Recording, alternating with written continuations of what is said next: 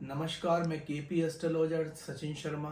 आज हम छठे घर के आधार पर, जैसे छठा घर रोग ऋण शत्रु का है, आज हम रोग पर बात करेंगे।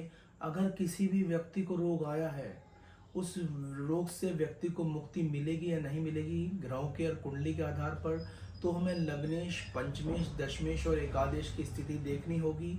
अगर इन भाव के स्वामी कुंडली में अच्छी कंडीशन में है तो रोग से मुक्ति मिलेगी। अगर छठे घर के साथ साथ इन भाव के स्वामी अच्छी कंडीशन में नहीं है, लग्नेश का पंचमेश, दशमेश और एकादश के साथ साथ मजबूत होना बहुत जरूरी है।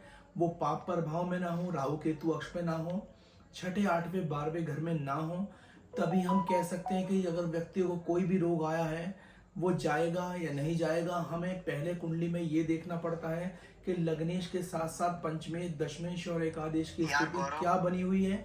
हम तभी कह सकते हैं कि व्यक्ति को कोई भी रोग आया है, इस रोग से उसको मुक्ति मिलेगी नहीं, वह स्वस्थ होकर सही होगा या नहीं होगा।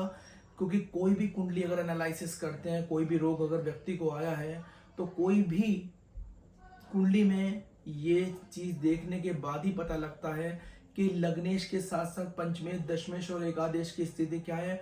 उन भाव के स्वामी कहाँ मौजूद है, वो पाप प्रभाव में तो नहीं है, अस्तर वक्री अवस्था में तो नहीं है, और या वो छठे, आठवें, 12वें घर में नहीं है।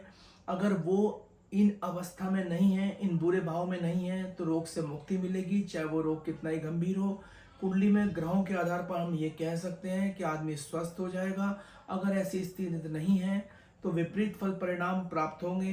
कुंडली को एनालिसिस करके तभी बताया जा सकता है कि रोग आया है, वो जाएगा या नहीं जाएगा।